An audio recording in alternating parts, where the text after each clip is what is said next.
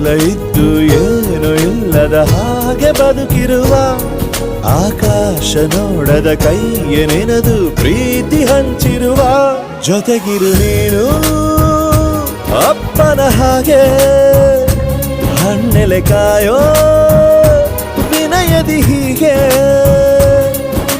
ನಿನ್ನನು ಪಡೆದ ನಾವು ಪುನೀತ ಬಾಳು ನಗು ನಗುತ್ತಾ ಬೊಂಬೆ ಹೇಳುತ್ತೈತೆ ಮತ್ತೆ ಹೇಳುತ್ತೈತೆ ನೀನೇ ರಾಜಕುಮಾರ.